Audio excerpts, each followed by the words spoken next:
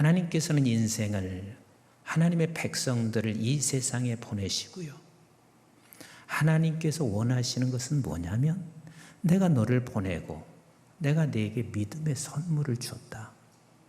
그래서 이 세상을 살아가는 데는 우리 돈이 필요는 하죠. 그러나 돈이 아니란다. 명예도 필요하죠. 그러나 명예도 아니야. 건강도 필요하죠. 근데 건강도 아니야. 정말 이 세상에 필요한 것은 필요한 것을 내가 알기에 너희들에게 믿음의 선물을 주신다. 다시 말하면 이 세상은요, 아무도 믿음 없이는 살 수가 없어요.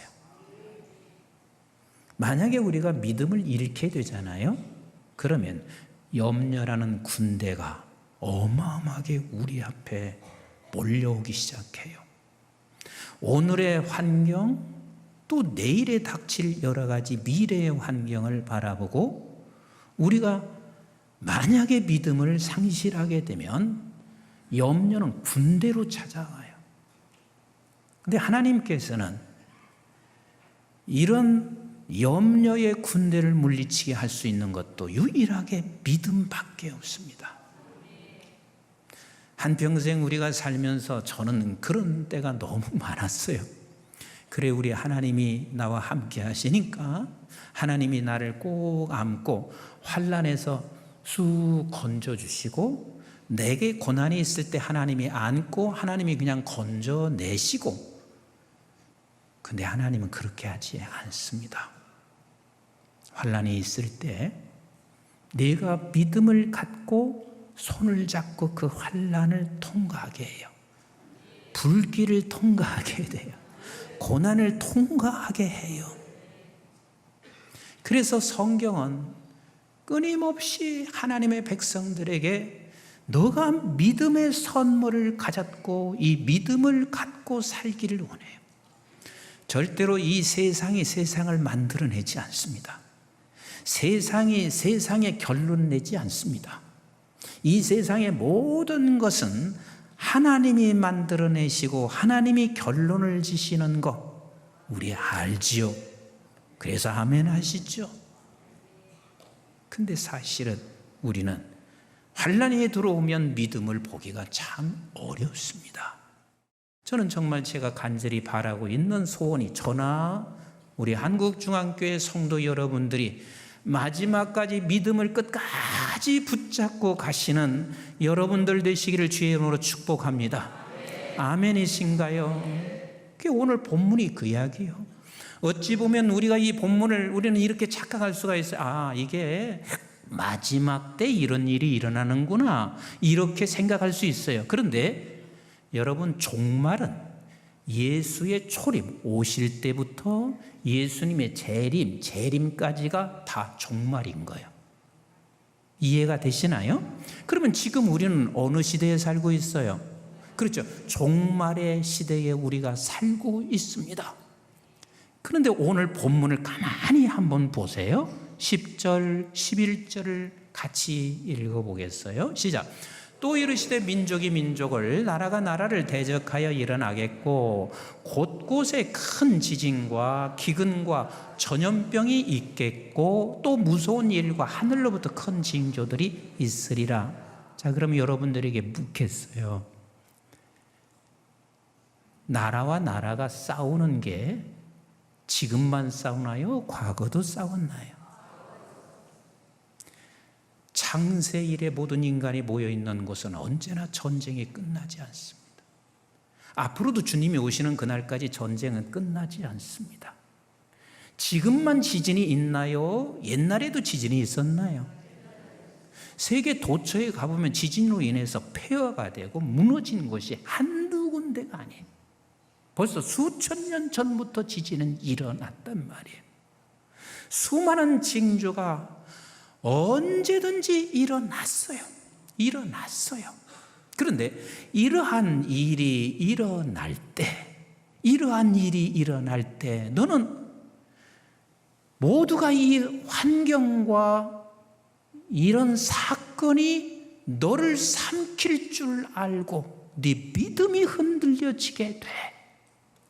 그러나 세상이 세상을 결론 내지 못해. 세상이 세상을 만들지 못해. 누구만이 하시냐면 우리 하나님만이 하신다. 그래서 12절부터 이렇게 설명하는 거예요. 12절부터 같이 읽어봐요. 시작. 이 모든 전에 내 이름으로 말미암아 너희가 손을 대어 박해하며 회당과 옥에 넘겨주며 임금들과 집권자들 앞에 끌어가려니와. 자 보세요. 환란이 있어요. 나라가 지진이 일어나고 엄청난 일들이 있는데 거기에 내가 잡혀가. 믿음의 백성들이 박해를 받아. 그러면 그때 모두가 다 쓰러지지. 그런데 하나님이 뭐라고 하시냐면 13절 같이 봐요. 시작. 이 일이 도리어 너에게 뭐가 된다? 증거가 되리라. 증거가 되리라. 믿으시면 아멘. 증거가 되리라. 너의 고난과 너의 환난, 지금 닥쳐있는 모든 일들이 도리어 증거가 되리라. 조금 더 읽어볼까요? 14절 시작. 그러므로 너희는 변명할 것을 미리 궁리하지 않도록 명심하라. 네가 그것을 막 궁리하려고도 생각하지 마라. 반드시 하나님이 너를 증거케 만들어 가실 거야. 조금 더 보겠어요. 시작. 내가 너의 모든 대적이 능히 대항하거나 변박할 수 없는 구변과 지혜를 너에게 주리라. 그러니까 하나님이 끝까지 너를 붙잡고 가신다는 말씀인 거예요. 좀 더 읽어봅니다. 심지어 부모와 형제와 친척과 벗이 너희를 넘겨주어 너희 중에 몇을 죽이게 하겠고, 이런 상황이 온다 할지라도 시작. 또 너희가 내 이름으로 말미암아 모든 사람에게 미움을 받을 것이나 그러나 그 우리 하나님이 어떻게 하시냐면 18절 19절 읽어요. 시작. 너희 머리털 하나도 상하지 아니하리라. 너희 인내로 너희 영혼을 얻으리라. 자, 그럼 묻겠어요. 전쟁 났는데 안 죽습니까? 불이 났는데 머리털 안 상합니까? 안 죽게도 하실 수 있고 안 상하게도 할 수 있는 하나님이세요. 근데 지금 이 말씀은 무슨 말이냐면 끝까지 믿어라. 끝까지 믿어라. 이 말씀을 하시고 싶은 거예요. 내 영혼을 반드시 건질 것이며, 우리 하나님께서 말씀하시는 것은 어떤 고난과 역경과 환난이 온다 할지라도 내가 붙잡아야 할 것은 믿음이야. 믿음이야. 이 말씀을 하시고 싶은 거야. 어린이 유치원생을 데리고 동물원에 갔어요. 근데 동물원에 갔는데 선생님이 이렇게 말했어요. 얘야, 제일 무서운 짐승이 뭐냐? 제일 힘센 짐승이 누구냐? 그러니까 한 아이가 손을 번쩍 들더니 사자요 그랬습니다. 그 선생님이 사자보다 더 무서운 자가 있냐? 그러니까 또 다른 애가 손을 번쩍 들더니 우리 아버지요. 그러면서 얘가 이렇게 말했습니다. 우리 아버지는 짐승을 잡는 포수예요. 사냥꾼이에요. 애도 알더라고. 우리에게 닥쳐오는 어마어마한 환난이나, 그리고 이 세상에 닥쳐오는 엄청난 환난 앞에 그게 제일 무서운 줄로 우리는 생각해요. 그러나 우리에게는 누가 있어요? 우리 아버지가 있단 말이에요. 내 아버지가 있단 말이에요. 믿으십니까? 그래서 우리는 끝까지 이 세상을 살아가고 정복하며, 그리고 거뜬히 걸어갈 수 있는 것은 하나님이 우리에게 믿음을 주신 거예요. 그 믿음을 하나님께서 그래서 우리에게 뭐라고 말씀하시냐면 선물을 주셨다 그래요. 에베소 2장 8절 말씀 같이 한번 읽겠어요. 시작. 너희는 그 은혜에 의하여 믿음으로 말미암아 구원을 받았으니 이것은 너에게서 난 것이 아니요 하나님의 선물이라 그랬습니다. 여기서 말하는 믿음은 뭐냐면 하나님께서 우리에게 생명을 주신 믿음이에요. 아멘이신가요? 그래서 우리에게 생명은 겨자씨 하나 만한 생명인데 그 생명이 들어와 있는 자만이 하나님을 고백할 수 있어요. 그게 선물이에요. 그리고 하나님께서는 우리에게 이 생명 겨자씨 할 만한 믿음이 우리에게 들어오면 그 믿음을 자라가게 하세요. 같이 합시다. 믿음을 자라가게 하신다. 한번 보세요. 아브라함이 있습니다. 창세기 12장에서 아브라함을 하나님께서 부르셨어요. 그럼 부르셨으면 또 가라 했으면 그 명령 따라 갔으면 목적지에 갔을 때 왜 굶주려? 왜 먹을 것이 없어? 그래서 먹을 것을 찾으러 가는 건 너무 당연한 일 아니에요? 그래서 먹을 것을 찾기 위해서 애굽으로 갔어요. 누구를 잃었죠? 아내 사라를 잃었습니다. 자기가 사랑하는 아내요. 근데 그 사라를 잃었어요. 도저히 찾을 길이 없어요. 왜냐하면 바로에게 뺏겼어요. 무슨 재주로 바로에게서 당신의 아내 사라를 찾아내겠어요? 근데 밤새 잠을 못 자고 있었을 텐데 사라를 찾게 돼요. 사라를 찾게 돼. 그러면 아브라함이 믿음이 조금 자랐다, 안 자랐다? 그렇죠. 믿음이 조금 자랍니다. 믿음이 조금 자랐어요. 그래서 이제는 어느 정도 재산을 가지고 자기 조카 롯의 식구들과 함께 행복하게 살 때 하나님께서는 또 그들에게 믿음을 자라게 하기 위해서 어려운 환경을 만나게 돼. 그 어려운 환경이 서로 싸우는 거예요. 롯의 식구들과 그리고 당신의 종들과 서로 싸우는 거예요. 그래서 아브라함은 롯을 향해서 말해요. 네가 좋은 곳 선택해라. 그래서 조선 선택했고 아브라함은 척박한 땅을 가질 수밖에 없어요. 그런데 그 척박한 땅에서 하나님께서 얼마나 많은 축복을 하셨는지 몰라요. 그러면서 아브라함은 뭐 했다? 믿음이 자랐습니다. 믿음이 자랐습니다. 그런데 갑자기 들려오는 소리가 당신의 조카 롯이 전쟁으로 말미암아 포로로 잡혀갔다는 소식을 들어요. 그래서 아브라함이 종 318명을 데리고 그 전쟁터에 들어갔는데 거기서 조카 롯의 가정을 다 구해서 나올 때 앞에 딱 나타난 사람이 살렘왕 멜기세덱이야. 이 멜기세덱은 예수 그리스도의 반차되는 분이에요. 그러니까 여기서 또 아브라함은 믿음이 뭐예요? 자랐지요. 15장에 와서 아브라함에게 하나님께서 약속을 하세요. 그런데 아브라함은 실패해요. 16장에 가서 아브라함은 그 약속을 자기 스스로가 깨요. 그러나 하나님은 포기하지 아니하시고 17장의 할례를 통해서 아브라함에게 다시 약속하세요.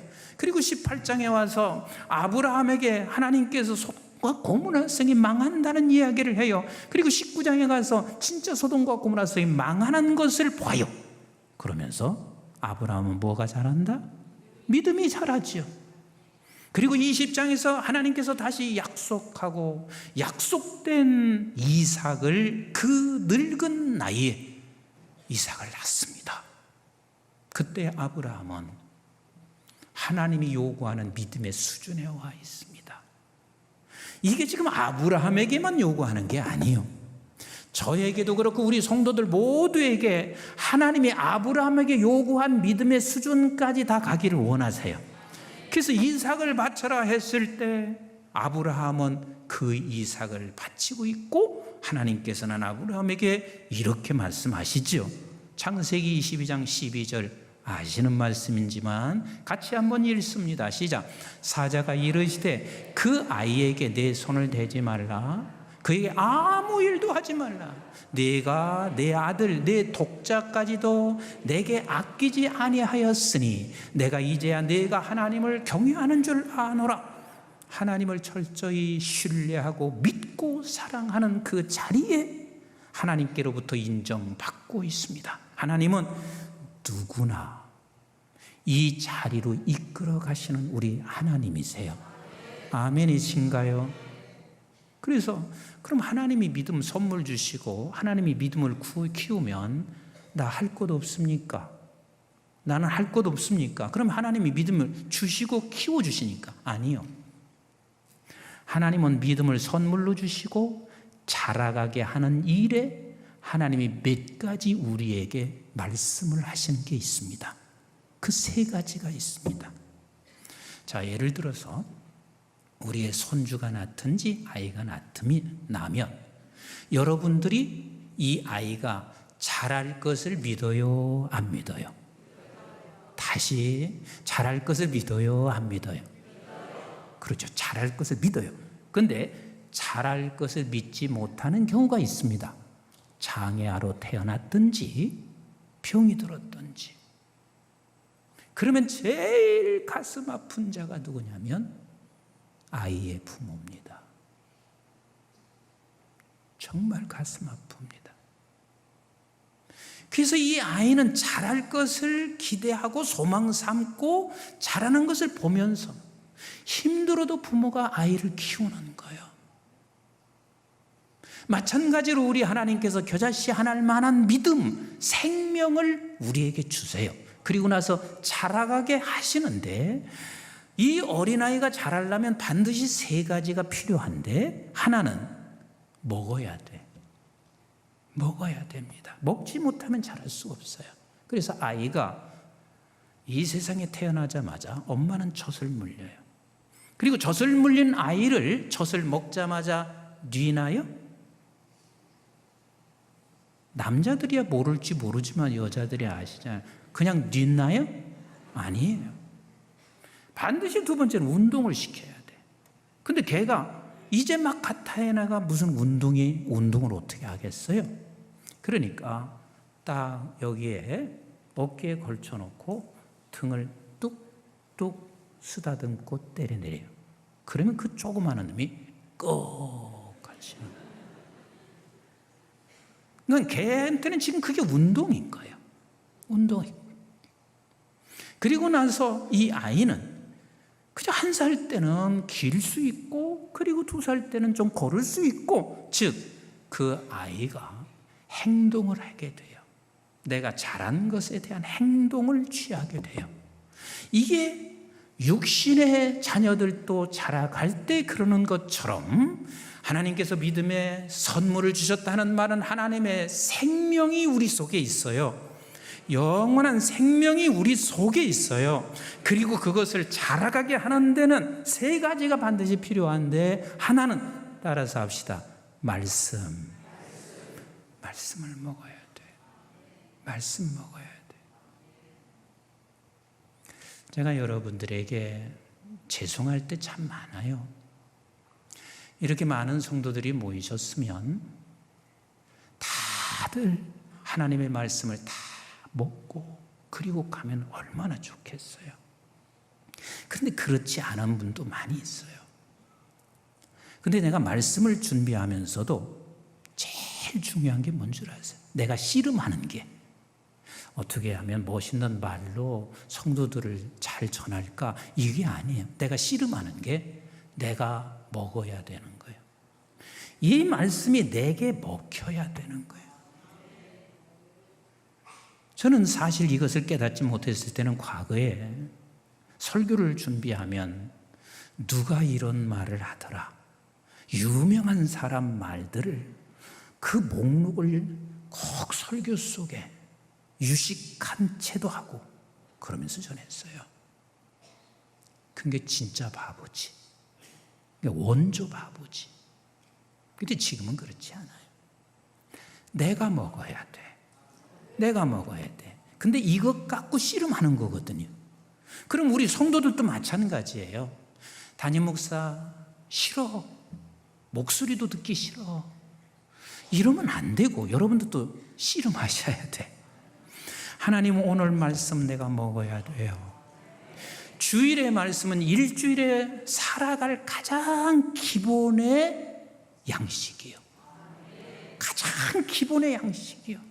목사님 그런데요 내가 나갈 때 다 잊어버려요. 그건 나하고 똑같아요. 나는 내가 준비한 말씀인데도 설교 끝나고 잃어버려. 그래서 여러분들은 말씀을 가능하면 제목이라도 기록하고 있으셔야 돼요. 그래서 말씀을 내가 늘 먹어야 돼. 그래서 제가 내년은 365일 이 큐티집을 심혈을 기울여서 만들어요. 아마 11월에 나오게 될 거예요. 제가 설교한 것의 엑기스만을 골라서 365일을 만드는데 여러분들이 매일 이 양식을 먹으셔야 합니다. 그래야 믿음은 자라요. 그래야 믿음은 자라요. 근데 양식은 먹었는데 운동이 되지 않으면 안 되는데 기도가 없으면 절대로 자랄 수 없습니다. 그래서 하나님의 말씀이 내게 하나라도 꽂히게 되면 하나님 앞에 한 주간 내내 아버지 하나님, 이 말씀 내 힘으로는 못 삽니다. 하나님이여 힘주시고 성령님 도와주시옵소서. 이걸 날마다 기도하시면서, 기도하지 아니하면 우리는 그 말씀만 먹어서 뚱뚱해지기만 해요. 그래서 머리만 커져서 기도가 없는 사람들에게는 언제나 비판하고 정죄하게 되어 있습니다. 말씀을 먹었으면 그 말씀 붙잡고 기도하셔야 합니다. 그리고 세 번째는 순종입니다. 이게 행동이죠. 하나님의 말씀이 내게 왔으면 아버지 하나님이 말씀대로 좀 살 수 있게 성령님 도와주세요. 그리고 우리는 그걸 순종해 가야 합니다. 그래서 여러분들에게 제가 당부드려요. 그리고 부탁드려요. 교회에서 사역이 없으면 믿음이 자라가기가 힘듭니다. 그래서 정말 부탁드려요. 우리 감독님, 성가대 이제 다 찾고, 저 성가대는 최소한도 성악을 전공해야 성가대 가나요? 하나님을 찬송하고 싶으시면 가나요? 1번이요, 2번이요? 그래요, 2번이요. 아니, 목사님 성가대 다 찾는데 무슨 성가대요? 이 많은 사람들 중에서요, 성가대 저까지 가면 어때요? 아멘이시죠? 저 뒤로 가면 어때요? 저는 사실 음악을 되게 싫어하는 사람이었어요. 근데 찬송을 한두 번 들으면 저는 불러요. 왜 그런 줄 아세요? 중학교 1학년 때부터 내가 성가대 섰거든. 성가대도 쓰세요. 아멘도 안 하시는 거 봐. 성가대도 쓰시라고. 하나님을 사랑하고 내가 찬송하고 싶어 하면 쓰시면 돼요. 찬양단도 쓰시고, 내가 재능이 있으면 악기 하실 수 있고, 방송실하고, 우리 교회 가버나움 교회도 있고, 그리고 또 외국인 교회 있고, 영어 예배부 어린이, 청소년, 젊은 비전 교회, 일할 곳이 한두 곳이 아니에요. 그러면 여러분들 중에서 이렇게 말씀하실 거래요. 목사님, 나는 나이가 늙어서요, 하나님께서는요, 사역 중에서 최고의 사역이 뭐냐면 기도하는 사역이요. 기도하는 사역이요. 그래서 정말 제가 간절히 부탁드려요. 내년에는 무슨 사역이든 꼭 하시기를 부탁드려요. 왜? 믿음이 자라가야 하기 때문에 그렇습니다. 믿음이 자라가지 아니하면 우리는 세상에서 넘어지고 쓰러질 수밖에 없지만, 하나님께서 내가 찾는 믿음의 사람이 될 수 없어요. 이 세상은 세상이 만들어내지 않습니다. 하나님이 하십니다. 이 믿음을 끝까지 붙잡고 자라가시는 저와 여러분 되시기를 주님의 이름으로 축복합니다. 주의 이름으로 축복합니다.